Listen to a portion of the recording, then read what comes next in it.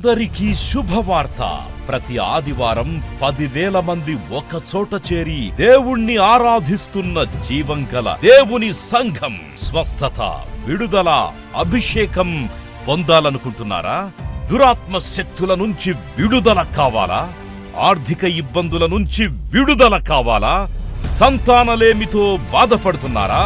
కుటుంబ సంక్షేమం కొరకు ప్రత్యేక ప్రార్థనలు కోరుకుంటున్నారా? శాంతి లేక ఆత్మహత్య చేసుకోవాలనుకుంటున్నారా? నిజమైన ఖచ్చితమైన వాక్యం చేత బలపడాలని ఆశిస్తున్నట్టయితే రండి. క్రైస్ట్ టెంపుల్ మీ కొరకే. ప్రతి ఆదివారం 4 ఆరాధనలు జరుగుతున్నాయి. మొదటి ఆరాధన ఉదయం 6 గంటలకు, రెండవ ఆరాధన ఉదయం 8 గంటలకు, మూడవ ఆరాధన ఉదయం 10 గంటలకు, నాల్గవ ఆరాధన సాయంత్రం 6:30 జరుగును. స్థలం Christ Temple, Mary Stella Indoor Stadium, Pantakaluva Road, NTR Circle, Vijayawada. ముఖ్య ప్రసంగికులు ప్రపంచ వ్యాప్తంగా వాక్యమునందించి కోట్లాది మందికి దీవెనకరముగా ఉన్న మన దైవజనులు రెవరెండ్ డాక్టర్ పాల్ ఇమాన్యుయల్ గారు మరియు నిస్సీ పాల్ గారు శక్తివంతమైన సందేశాలను అందించి ప్రతి ఒక్కరి కొరకు ప్రత్యేక ప్రార్థనలు చేయుదురు. హృదయాలను హత్తుకునే అద్భుతమైన స్తుతి ఆరాధన సాక్ష్యాలు, ప్రతి విశ్వాసిపై ప్రత్యేక శ్రద్ధ, గృహ దర్శనాలు, ఇంకా మరెన్నో. ప్రతి ఆరాధనలో 1000 మంది ప్రజలు పాల్గొంటూ ఆత్మీయముగా బలపడుచున్నారు. పాటలు, ఆరాధన, వర్తమానముల ద్వారా దేవుని ఆత్మీయ కార్యములు అనేకులు పొందుకుంటున్నారు. విజయవాడ చుట్టుపక్కల ప్రాంతాల నుంచే కాక 100 కిలోమీటర్ల దూరం నుంచి ప్రజలు వచ్చి ఆత్మీయ మేలులు పొందుచున్నారు.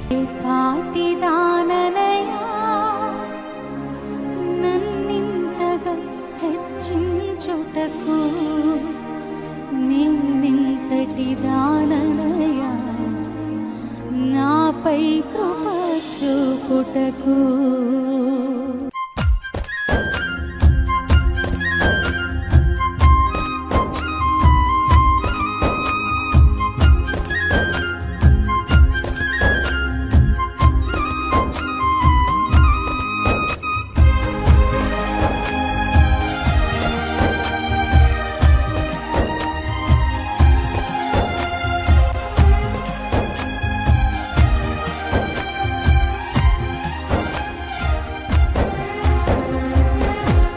ఏ పాటిదాననయా నన్నింతగా హెచ్చించుటకు, నేనింతటి దాననయా నాపై కృప చూపుటకు.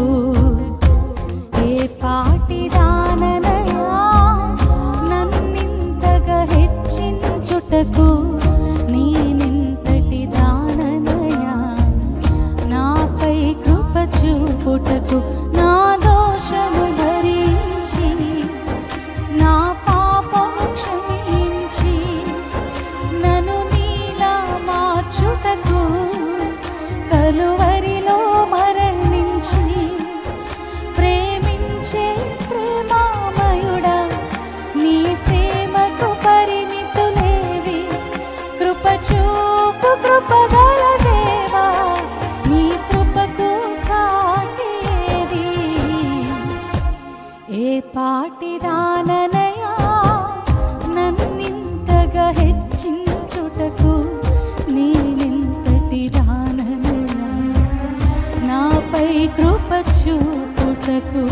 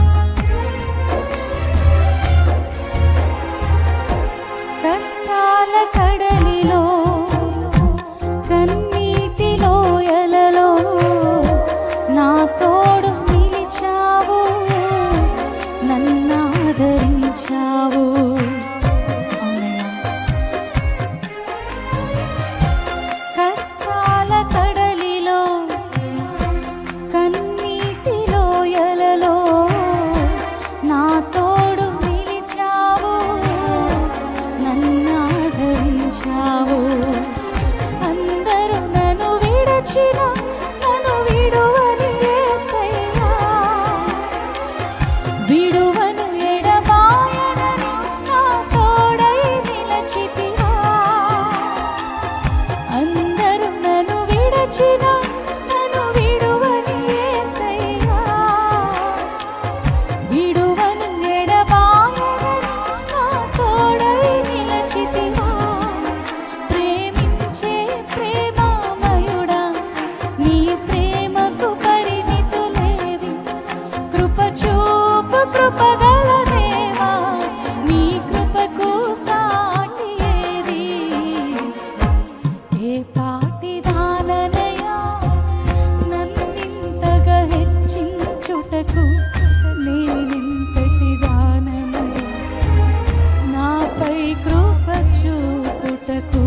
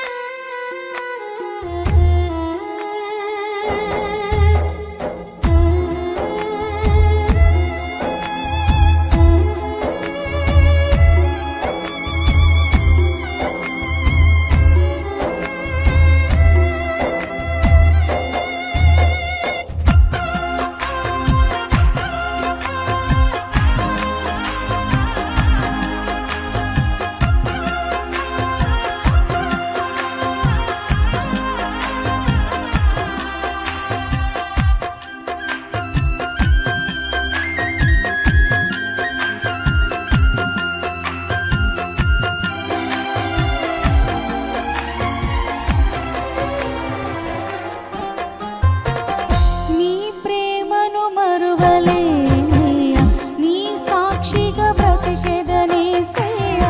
నీ నొందిన నీ కృపను ప్రకటింతును బ్రతుకంతా. యోబు గ్రంథం 36వ అధ్యాయము 5వ వచనాన్ని వాక్యాంశంగా చదువుకుందాం. ఆలోచించుము, దేవుడు బలవంతుడు గాని దేవుడు బలవంతుడు గాని ఆయన ఎవరిని ఆయన ఎవరిని తిరస్కారము చేయడు. ఆయన వివేచన శక్తి బలమైనది. బహుబలమైనది. ఆలోచించుము, దేవుడు బలవంతుడు గాని ఆయన ఎవరిని తిరస్కారము చేయడు. ఆయన వివేచన శక్తి బహుబలమైనటువంటిది. చూడండి, చాలామంది ఈ రోజు లోకంలో వారి బలాన్ని దౌర్జన్యం చేయడానికి ఉపయోగిస్తారు. బలం ఉందంటే దౌర్జన్యం చేయడానికి ఉపయోగిస్తారు. బలహీనలను చూసి వాళ్ళ మీద దౌర్జన్యం చేయడానికి, వాళ్ళని కృంగ చేయడానికి ప్రయత్నం చేస్తుంటారు. చూడండి, మనుషులు ఏదైతే వారు కలిగి ఉంటారో, వారైతే మనుషుల్లో అది లేనప్పుడు వారిని హ్యూమిలియేట్ చేస్తారు. ఒక వ్యక్తికి బలశౌర్యములు ఉన్నాయి, అందం ఉందనుకోండి, అందవిహీనలు చూసి నన్ను ముట్టుకోవద్దంటారు, డోంట్ టచ్ మీ అని మాట్లాడి గర్వాన్ని ప్రదర్శిస్తుంటారు. ఒక వ్యక్తి ధనం ఉందనుకోండి, పేదలను చూసినప్పుడు చాలా చేతరించుకుంటూ మాట్లాడతాడు, చాలా హ్యూమిలియేట్ చేస్తాడు. దేవుడు బలం ఉన్నప్పటికీ కూడా ఆయన ఏ ఒక్కరిని తిరస్కరించడట. మనిషి యొక్క నైజం అయితే బలం ఉన్న బలశౌర్యములు కలిగినటువంటి వ్యక్తి అందవిహీనులను చూసి ఎటకారిస్తాడు. జ్ఞానం ఉన్నటువంటి వ్యక్తి జ్ఞానహీనులను చూసినప్పుడు ఎటకారిస్తాడు.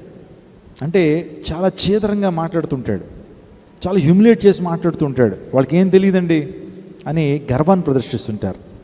దేవుడు బలవంతుడైనప్పటికీ కూడా, ఆయన వివేచన శక్తి కలిగినటువంటి వాడు అయినప్పటికీ కూడా ఆయన బలహీనలను చూసి వెక్కిరించడు. ఆయన లేకపోతే బలహీనలను చూసి ఆయన హేళనగా మాట్లాడు.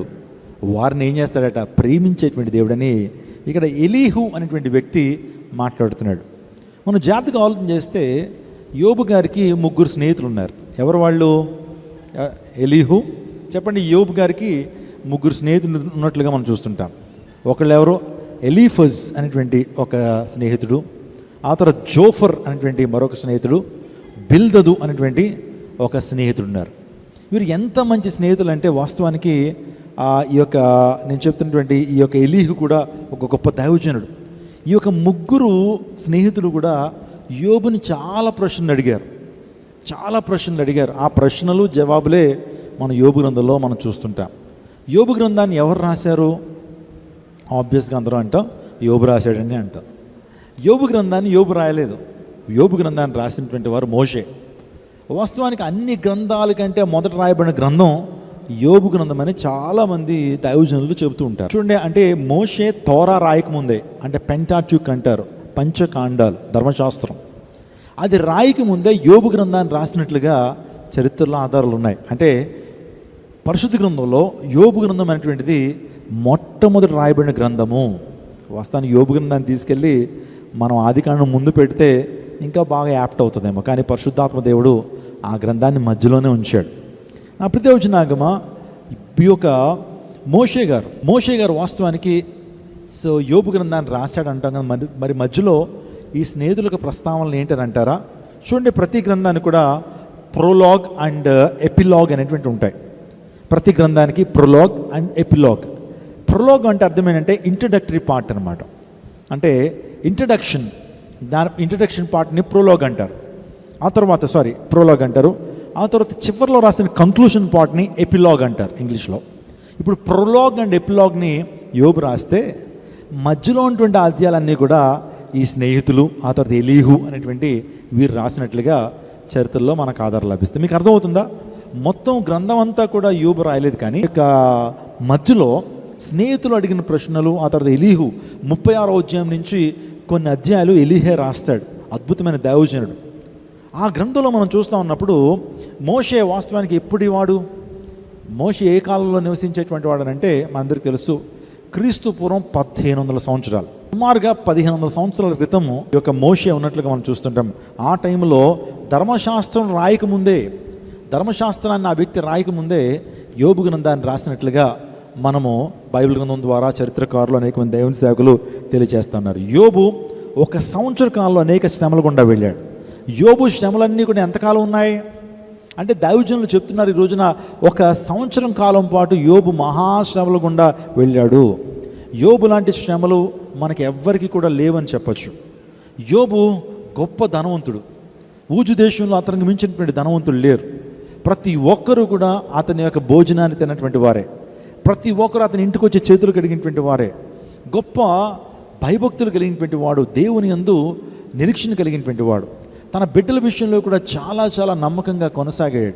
తన బిడ్డలు ఏదైనా తప్పు చేస్తున్నారేమో, దేవునికి ఆయాస్కరంగా వారు బ్రతుకుతున్నారేమో అని చెప్పి ఉదయాన్నే బిడ్డల కొరకు దేవునికి దహన బలులు అర్పించాడు. ఒక మంచి తండ్రిగా కనబడుతున్నాడు. ఈరోజు నా పిల్లలకు మనం ఇచ్చేటువంటి ఆస్తి ఏంటనంటే భక్తేనండి. మన భక్తి మనకు ధైర్యం పుట్టిస్తుంది, మనం చేస్తున్న భక్తి మనకు ధైర్యాన్ని పుట్టిస్తుంది. అంతేగాని బ్యాంక్లో ఉన్న బ్యాంక్ బ్యాలెన్స్ మనకు ధైర్యాన్ని పుట్టించదు. లేకపోతే ఇన్సూరెన్స్లో నువ్వు మంచిగా ఇన్వెస్ట్ చేసావు, ఆ ఇన్వెస్ట్మెంట్ని బట్టి ధైర్యం కాదు. కానీ ఈరోజు ప్రభువును బట్టే మనకు ధైర్యము, ప్రభువును బట్టే మనకు ఆదరణ, ప్రభువును బట్టే మన నిరీక్షణ అనే విషయాన్ని మీకు జ్ఞాపకం చేస్తున్నాను. యోబు జీవితం మనందరికీ చాలా ఆదర్శప్రాయం. కష్టాల్లో కూడా దేవుని ఘనపరిచినటువంటి వాడు, కష్టాల్లో కూడా నిజమైన ఆరాధకుడిగా కనబడతాడు. మన ఆరాధన విధానం కొన్ని సందర్భాల్లో మేలులు ఈవులు మన జీవితంలో ఉన్నప్పుడు దేవుని ఘనపరుస్తాం. So when we are blessed we give thanks to God. When we are blessed, we give worship to our God. దేవుడు మనల్ని దీవించినప్పుడు, దేవుడు మనల్ని గణపరిచినప్పుడు, మనకి సంతోషము ఆనందము, మన జీవితంతో బ్లోజమ్నెస్ ఉన్నప్పుడు, మన జీవితంలో నవ్వు ఉన్నప్పుడు దేవుని గణపరుస్తాం. అదే మన జీవితంలో కష్టం ఉన్నప్పుడు దేవుని మర్చిపోతాం, దేవుని స్తుతించం. మనం కష్టాల్లో దేవుని స్తుతించాలంటే మనకు మనసు రాదు, నోరు రాదు. ఇంకా చెప్పాలంటే కష్టాల్లో దేవుని స్తుతించాలంటే చర్చికే రావాలనిపించదు. ఆ కష్టాన్నే తలపోసుకుంటూ, మనకు జరిగినటువంటి మోసాన్నే జ్ఞాపకం చేసుకుంటూ ఎంతగానో విచారిస్తుంటాం, ఎంతగానో దిగులు పడుతుంటాం. కష్టాల్లో స్తుతి రాదు, కష్టాల్లో ప్రార్థన వస్తుంది, కష్టాల్లో మూలుగులే వస్తాయి, కష్టాల్లో కన్నీరు వస్తుంది, కానీ స్తుతి రాదు. కానీ యోబు తన జీవితంలో కష్టాల్లో కూడా దేవుణ్ణి ఘనపరిచాడు, దేవునికి నిజమైన ఆరాధికుడిగా గొప్ప ప్రశంసలు అందుకున్నాడు. ఈరోజు యోబు ఆరాధన ఎంత గొప్పదంటే కష్టాల్లో కూడా, అంటే ఎన్ని రకాలుగా ఒక మనిషి శోధించబడాలో, ఎన్ని రకాలుగా ఒక మనిషి కష్టాలు అనుభవిస్తాడో అన్ని రకాలుగా కష్టాలు అనుభవించినటువంటి వాడు యోబు. అన్ని రకాలుగా కష్టాలు అనుభవించినటువంటి వాడు యోబు. అన్ని విషయాల్లో సాతానుడు యోబును మొత్తాడు దేవుని అనుమతితోనే. ఆలోచన చేయండి, నిజంగా అతని చుట్టూ ఉన్నటువంటి ప్రార్థన కంచె, అతడు చేసుకున్నటువంటి ఆ భక్తి ఏదైతే ఉందో, అతడు దేవుని సన్నిధిలో చేసిన ప్రార్థన ద్వారా దేవుడు ఒక కంచె వేస్తే ఆ కంచె తీయమని సాతానుడు పర్మిషన్ అడిగాడు. అయితే తన ప్రాణాన్ని తప్పించి అన్ని విషయాలు నీకు అనుమతిస్తున్నానయ్యా అని దేవుడు ఎప్పుడైతే అనుమతినిచ్చాడో శరీరం మీద కొట్టాడు. తన యొక్క సోషల్ లైఫ్, తన కెరీర్ మీద కొట్టాడు, తన బిడ్డల మీద కొట్టాడు, ఆరోగ్యం మీద కొట్టాడు, ఇంకా చెప్పాలంటే తన ఫినాన్సెస్ మీద కొట్టాడు, తన యొక్క ఆర్థికమైనటువంటి పరిస్థితుల మీద కొట్టాడు. అన్ని రకాలుగా మొత్తమైనటువంటి యోబు వాస్తవానికి ఇంకా ఆ యొక్క బూడిద మీదకు వెళ్ళి, ఇంకో మాట చెప్పాలంటే ఆ చిల్ల పెంకులు తీసుకుని తన శరీరంలో చూస్తున్నటువంటి ఆ కురుపుల్ని ఆ చిల్ల పెంకులతో గోక్కుంటున్నాడండి. శరీరం అంతా కూడా భయంకరమైన వ్యాధి, శరీరం అంతా కూడా మొత్తబడింది, ఇంకా మరణ ఛాయలు తను అలుముకున్నాయి, మరణ శయ్య మీదకి వెళ్ళిపోయాడు. ఆ టైంలో కూడా ప్రభువును గణపరుస్తూనే ఉన్నాడు. భార్య అడుగుతుంది, భార్య తిడతా ఉంది, ఇంకా యథార్థతను విడిచిపెట్టవా? సాతానుగా మన జీవితంలో మన దగ్గరికి రాడండి. చాలామంది అనుకుంటారు సాతానుడు క్రిస్మస్ టైంలో పిల్లలు స్కిట్లు వేస్తారు కదా, సాతాను అనగానే ఇంత పెద్ద గోర్లు, ఆ తర్వాత ఏంటి కొమ్ములు, నల్లటి బట్టలు, ఆ తర్వాత సాతాను రాగానే పొగలేయటం, ఇవన్నీ మనం చూస్తూ ఉంటాం. సాతానుడు మన దగ్గరికి ఆ రీతిగా రాడు. వస్తే వాడికి ఏం లేదు, బుద్ధి లేదు. వస్తే వాడికి బుద్ధి లేదట. సాతానుగా రాడు, వెలుగుదూత వేషం వేసుకుని వస్తాడు. వెలుగుదూత మోసగాడిగా వస్తాడు, స్నేహితుడిగా వస్తాడు. యోబు దగ్గరికి సాతానుడు ఎలా వచ్చాడు? యోబు దగ్గరికి సాతానుడు తన భార్య రూపంలో వచ్చాడు. భార్యను ప్రేరేపించి భార్యలో దూరి యోబు దగ్గరికి వచ్చి యోబుని ఏం చేస్తున్నాడు? యోబుని శోధిస్తున్నాడు, యోబుని నిరుత్సాహపరుస్తున్నాడు. అయిపోయిందా నీ జీవితం? ఇంకా యథార్థతను విడిచిపెట్టవా? యథార్థమైనటువంటి దేవుడిని విడిచిపెట్టవా? ఇంకా దైవస్థానాన్ని విడిచిపెట్టవా? మందిరాన్ని విడిచిపెట్టవా? పాస్టర్ గారిని విడిచిపెట్టవా? ఇంకా వాక్యాన్ని విడిచిపెట్టవా? ఇంకా విజ్ఞాపన ప్రార్థన విడిచిపెట్టవా? ఇంకా యథార్థతను విడిచిపెట్టవా? ఇంకా యథార్థతను విడిచిపెట్టవా అని ఎప్పుడైతే సాతాను శోధిస్తున్నాడో సాతాను మీద విజయాన్ని సాధించాడు యోబు. స్తోత్రం చెప్పడం హల్లెలూయా. శోధకుడు శోధిస్తూ ఉన్నప్పుడు యోబు శోధకుడి మీద విజయాన్ని సాధించాడు. తన భార్య అంటుంది, యథార్థతను విడిచిపెట్టవా? దేవుణ్ణి దూషించి చావు, దేవుణ్ణి దూషించి చచ్చిపో. Curse God and die, curse God and commit suicide. చచ్చిపోయా, ఇంకెందుకు నువ్వు బతకడం అన్నది యోబు భార్య. అయినప్పటికీ కూడా యోబు యథార్థతను విడిచిపెట్టలేదు. ఒక మాట అంటాడు, మూర్ఖురాలు మాట్లాడుతున్నట్టు మాట్లాడుతున్నావు, మూర్ఖురాలు మాట్లాడుతున్నావు అని మాట్లాడుతూ యోబు అంటాడు, యెహోవా ఇచ్చును, యెహోవా తీసుకుని పోయిను, యెహోవా నామానికి మహిమ కలుగును గాక. నేను తల్లి గర్భంలో దిగంబరిగానే వచ్చాను, ఈ లోకాన్ని కూడా విడిచి వెళ్ళిపోతున్నప్పుడు అదే ఒంటరిగా వెళ్ళిపోతాను. ఏమీ తీసుకురాను ఈ ప్రపంచానికి, ఈ ప్రపంచాన్ని ఏమీ తీసుకెళ్ళను. నాది అనుకున్న నా దేహం కూడా ఎక్కడే విడిచిపెడతాను. నాది ఏది కూడా శాశ్వతం కాదుతో. ఈ లోకంలో ఏదైనా శాశ్వతం అండి? గుండెల మీద చేసుకుని చెప్పండి. నువ్వు సంపాదించిన బంగారం శాశ్వతమా? నీళ్ళు శాశ్వతమా? లేకపోతే నీ బ్యాంక్ బ్యాలెన్స్ శాశ్వతమా? నువ్వు సంపాదించిన డిగ్రీలు ఏమైనా శాశ్వతమా?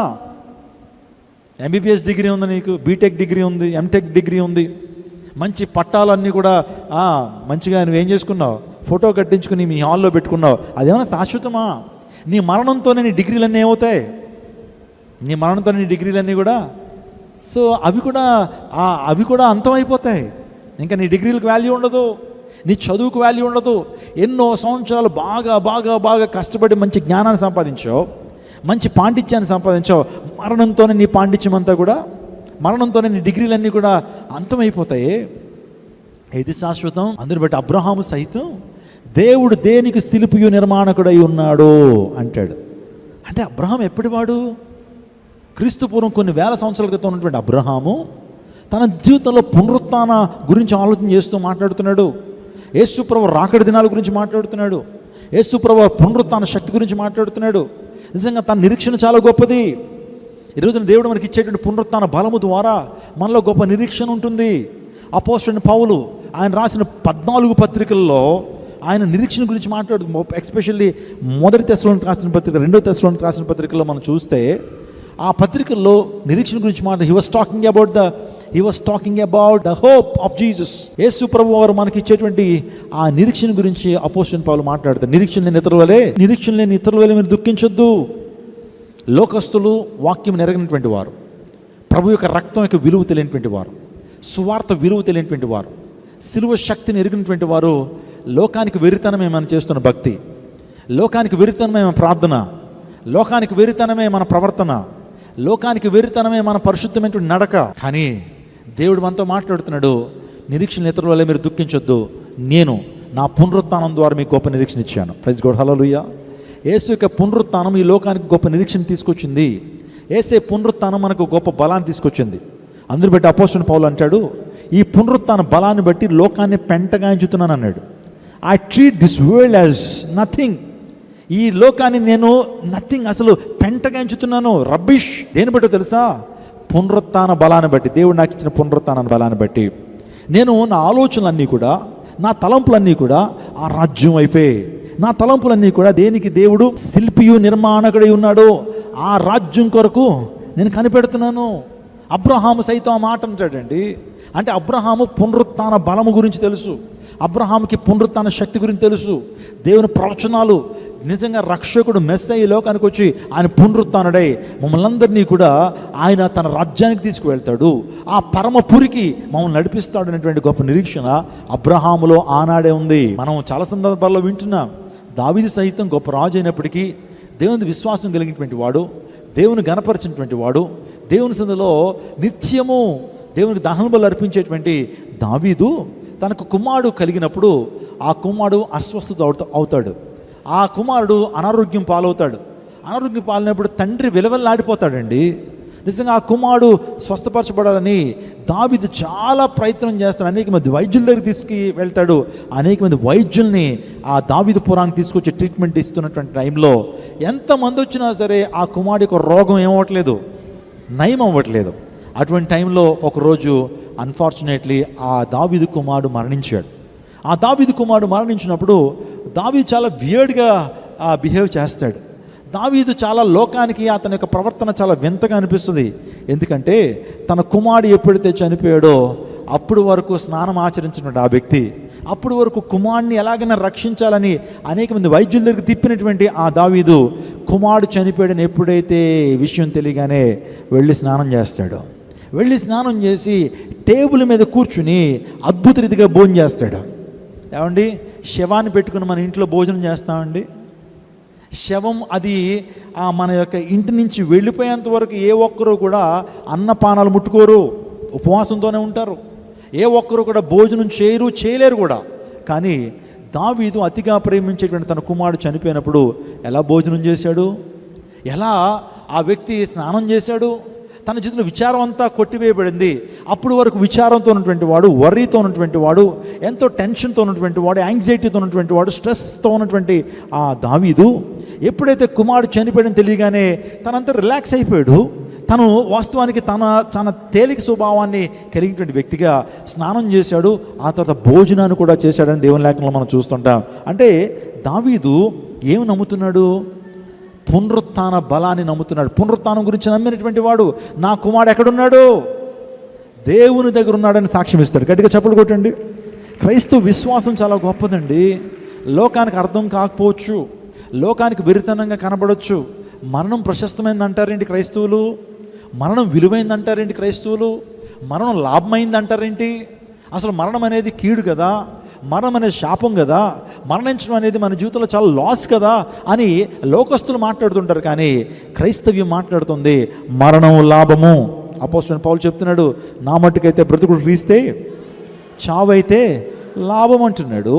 అతడు కీర్తనకారుడు అంటున్నాడు, యెహోవా భక్తుల మరణము ఆయన దృష్టికి విలువైనది. ఎస్, యెహోవా భక్తుల మరణం ఆయన దృష్టికి విలువైనది. మరణం విలువైనది, మరణం లాభమైనది. ఆ తర్వాత మరణము నిత్యత్వానికి సింహద్వారం. మరణం అనేది శాపము కాదు. క్రైస్తవుడు మరణం ఇస్తే అది శాపము కాదు. కానీ ఆ క్రైస్తవుడు అడ్రస్ మారుతూ ఉంది. ఇప్పుడు వరకు భూమి మీద దేవుని కనపరిచి, దేవుని మహింపరిచి, దేవుని కోసం జీవించి, దేవుని స్వాతంత్రం ప్రకటించి అతడు తన యొక్క చిరునామా మార్చుకుని దేవుని రాజ్యానికి వెళ్ళిపోయాడు. మరణం అనేది it is not at all a curse.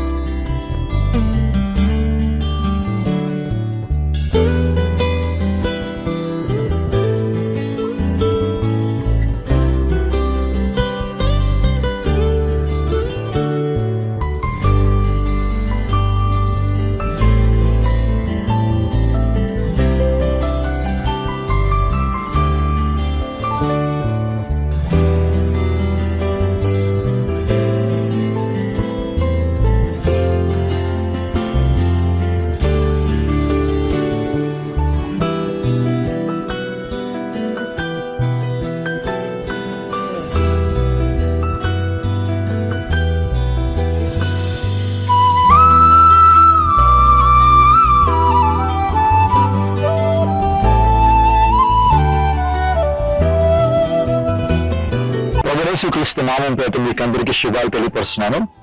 Christ temple అనే జీవంగల దేవుని సంఘానికి దేవుడు 2 ఎకరాల 16 సెంట్ల భూమిని అనుగ్రహించారు.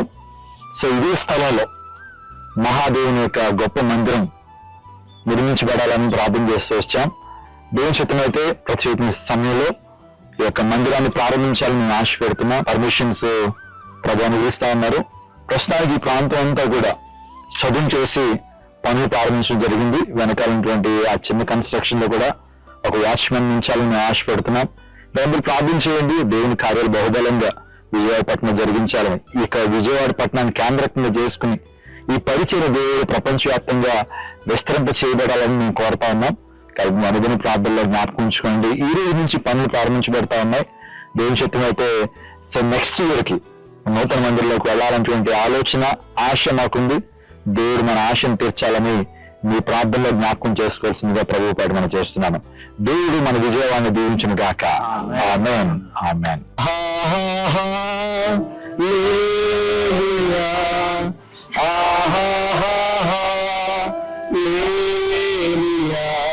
ఇక మధ్యాహ్న కాల సంఘంలో ప్రభు మనందరినీ ఏక కుటుంబీకులుగా క్రైస్ట్ టెంపుల్ సంఘ విశ్వాసులుగా ఈ ప్రాంతాన్ని నడిపించారు. ఒక నిర్మాణం జరిగించాలని పర్మిషన్స్ కోసం ఆల్రెడీ అప్లై చేస్తాం తండ్రి. వాటిని మీరు ఇస్తున్నారు, మీకు స్తోత్రాలు. మీ చిత్తమైతే ప్రభు ఈ రోజు ఈ యొక్క ప్రాంతం అంతా కూడా మేము చదువు చేస్తున్నాం. ఈ ప్రాంతంలో ప్రార్థన చేస్తున్నాం. అధికారులతో మీరు మాట్లాడండి, ప్రజా పరిపాలకులతో మీరు మాట్లాడండి. ఈ ప్రాంతం అంతా మీ మహిమతో నింపండి. మీకు స్తోత్రాలు తెలియపరుస్తూ మీకే మహిమ తెలుస్తూ యేసు శక్తి కలిగిన నామములో వేడుకుంటున్నాం తండ్రి. సకల ఆశీర్వాదాలకు కారణభూతుడైన ఘనమైన శ్రేష్టమైన నామానికి వేలాది వందనాలు, స్తుతులు, స్తోత్రాలు చెల్లిస్తున్నాము ప్రభా. ఒక సొంత స్థలంలో మందిరం ఉండాలన్న ఆశ మేము కలిగి ఉండగా మీరు ఇచ్చిన ఈ అద్భుతమైన సమయమును బట్టి, స్థలమును బట్టి మీకు స్తోత్రాలు ప్రభా. అయ్యా, ఇది మా అందరికీ సమృద్ధిగా ప్రభనైనా నీ మందిరం కట్టబడి నిన్ను స్వేచ్ఛగా ప్రభ మేము ఆరాధించేటకు కృప చూపించండి. స్తుతించి ప్రార్థించడి వేడుకుంటున్నాము తండ్రి. దేవుని నామానికి మహిమ కలుగును గాక. ఇప్పటివరకు ఈ ప్రాంతంలో ప్రార్థన చేశాం. దేవుని యొక్క మహిమ ఈ ప్రాంతానికి దిగి వచ్చిందని నేను నమ్ముతున్నాను. అతి త్వరలో ఈ ప్రాంతంలో చర్చ్ మాత్రమే కాదు, ఒక ఆర్ఫనేజ్, ఒక శ్రేష్ఠ ఫౌండేషన్ లో బిల్డింగ్, ఆ తర్వాత ఒక వంటశాల, ఒక డైనింగ్ హాల్, ఇంకా అనేకమైనటువంటి ప్లాన్స్ ఉన్నాయి. కాబట్టి మీ అందరూ ప్రార్థన చేయండి. మీ అనుదిన ప్రార్థనలో దయచేసి ఈ క్రైస్ట్ టెంపుల్ దాని నిర్మాణం జ్ఞాపకం చేసుకోవాల్సిందిగా ప్రభుత్వం చేస్తున్నాను. ఒకవేళ నేను ప్రేరేపించినట్లయితే ఈ మందిర నిర్మాణం కొరకు మీ యొక్క విరాళాన్ని ఇవ్వదలిచినటువంటి వారు కింద నెంబర్ కి మీరు కాల్ చేయొచ్చు. మా సిబ్బంది మీతో మాట్లాడతారు. లేకపోతే మీరు ఈ ప్రాంతానికి వచ్చి ఈ ప్రాంతాన్ని చూచి మీ యొక్క ప్రత్యేకమైన ఆఫరింగ్ ని, మీ యొక్క ప్రత్యేకమైన విరాళాన్ని మందిర నిర్మాణం కొరకు మీరు ఇవ్వచ్చు. దయచేసి ఈ విషయాన్ని మీ యొక్క అనుదిన ప్రార్థన జ్ఞాపకం చేసుకోవాల్సిందిగా ప్రభువు ప్రకటన చేస్తున్నాం. దేవుడు మన విజయవాడ పట్టణాన్ని దీవించును గాక. దేవుడు మన భారతదేశాన్ని దీవించును గాక. ఆమేన్.